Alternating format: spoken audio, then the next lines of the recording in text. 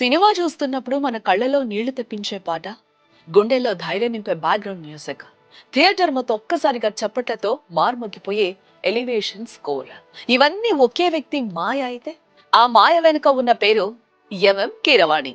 సంగీతాన్ని తెలుగు సినిమా సంగీతాన్ని ప్రపంచ స్థాయికి తీసుకెళ్లిన ఈ సంగీత దిగ్గజ ప్రయాణం సాధారణంగా మొదలై అసాధారణ విజయాలతో కొనసాగింది. ఎంఎం కీరవాణి అసలు పేరు కొడూరి మరకతమణి కీరవాణి. 1961 జూలై 4న అప్పటి ఆంధ్రప్రదేశ్లోని పశ్చిమ గోదావరి జిల్లాలోని కొవ్వూరులో జన్మించారు. సంగీతం, సాహిత్యం అంటే ఇష్టమున్న కుటుంబంలో పెరిగిన కీరవాణికి చిన్నప్పటి నుంచే సంగీతంపై ఆసక్తి పెరిగింది. ఆయన తండ్రి శివశక్తి దత్త రచయిత. ఇంట్లో సాహిత్యం, సంగీతం గురించి చర్చలు జరుగుతూ ఉండడంతో చిన్న వయసులోనే సంగీతమే తన ప్రపంచంగా మారిపోయింది.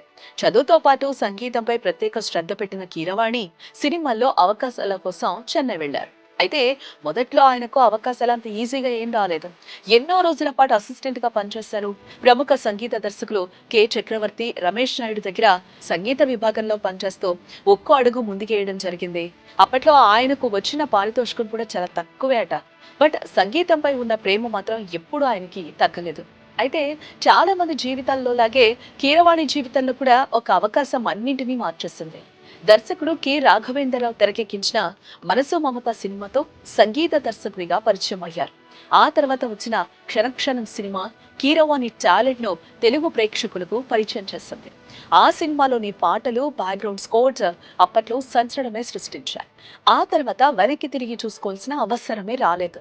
వరుసగా అల్లరి ప్రియుడు, పెళ్లి సందడి, అన్నమయ్య, శ్రీరామదాసు, ఛత్రపతి, విక్రమార్కుడు, మగధీర, ఈగ, బాహుబలి, ట్రిపుల్-ఆర్ ఇలా ప్రతి తరానికి గుర్తుండిపోయే సినిమాలకు సంగీతం అందించారు. ప్రతి సినిమాలో కొత్తదనం చూపించడమే ఆయన ప్రత్యేకత. ఒకే తరహా సంగీతం కాకుండా కథకు తగ్గట్టుగా సంగీతాన్ని మార్చుకుంటూ వచ్చారు. కీరవాణి సంగీతం అంటే కేవలం పాటలు మాత్రమే కాదు, బ్యాక్గ్రౌండ్ స్కోర్ కూడా. చాలా సార్లు సినిమాలో డైలాగ్ కంటే ఆయన ఇచ్చిన మ్యూజిక్ నే ప్రేక్షకులు ఎక్కువగా గుర్తుపెట్టుకుంటున్నారు. హీరో ఎంట్రీ అయినా, ఎమోషనల్ సీన్ అయినా, క్లైమాక్స్ అయినా కీరవాణి సంగీతం ఆ సన్నివేశాన్ని మరో స్థాయికి తీసుకెళ్లేది. కీరవాణి కెరియర్ లో మరో ముఖ్యమైన వ్యక్తి దర్శకుడు ఎస్ఎస్ రాజమౌళి. వీరిద్దరి కాంబినేషన్ గురించి ప్రత్యేకంగా చెప్పాల్సిన అవసరమే లేదు. సింహాద్రి నుంచి ట్రిపుల్-ఆర్ వరకు ఇద్దరు కలిసి ఎన్నో బ్లాక్ బస్టర్స్ అందించారు. రాజమౌళి విజన్ కు కీరవాణి సంగీతం తోడవడంతో ప్రతి సినిమా ప్రేక్షకులకు కొత్త అనుభూతిని ఇచ్చింది.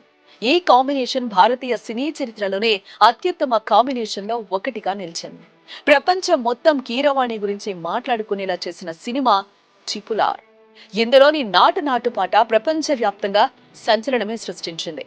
మొదట గోల్డెన్ గ్లోబ్, ఆ తర్వాత క్రిటిక్స్ చాయిస్ అవార్డ్, చివరకు ప్రపంచ సినీ రంగంలో అత్యున్నత గౌరవంగా భావించే ఆస్కార్ అవార్డును కూడా ఆ పాట గెలుచుకుంది. దీంతో ఆస్కార్ అందుకున్న తొలి తెలుగు సంగీత దర్శకుడిగా కీరవాణి చరిత్ర సృష్టించారు. ఆ రోజు తెలుగు సినిమా గర్వంగా ప్రపంచం ముందు నిలిచింది. కీరవాణి కేవలం తెలుగులోనే కాదు, తమిళం, కన్నడ, హిందీ, మలయాళం భాషల్లో కూడా సంగీతాన్ని అందించారు. వందలాది పాటలు, ఎన్నో సూపర్ హిట్ ఆల్బమ్స్, అద్భుతమైన బ్యాక్గ్రౌండ్ స్కోర్స్ ఆయన ఖాతాలోనే ఉన్నాయి. ఆయన అందుకున్న అవార్డుల జాబితా కూడా చాలా పెద్దదే. జాతీయ అవార్డులు, నంది అవార్డులు, ఫిల్మ్ఫేర్ అవార్డ్స్, చివరకు ఆస్కార్ వరకు ఆయన ప్రయాణం సాగింది. ఎన్ని విజయాలు సాధించినా కీరవాణి చాలా సింపుల్ గా ఉంటారు. ఎక్కువగా ప్రచారానికి దూరంగా ఉంటూ తన పని తాను చేసుకుంటూ వెళ్లిపోతారు. సంగీతమే నా ప్రపంచం అనే భావనతో జీవించే వ్యక్తిగా ఆయనను సినీ పరిశ్రమలో చాలా మంది గౌరవిస్తారు.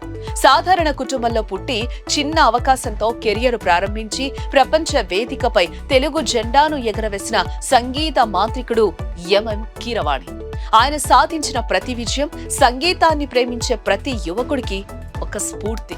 కష్టం ఉంటే విజయం వస్తుంది, ప్రతిభ ఉంటే ప్రపంచం గుర్తిస్తుంది అనే విషయాన్ని తన జీవితంతోనే నిరూపించిన గొప్ప సంగీత దర్శకుడు కీరవాణి. సంగీతం ఉన్నంత కాలం తెలుగు సినిమా చరిత్రలో కీరవాణి పేరు చిరస్థాయిగా నిలిచిపోతుంది.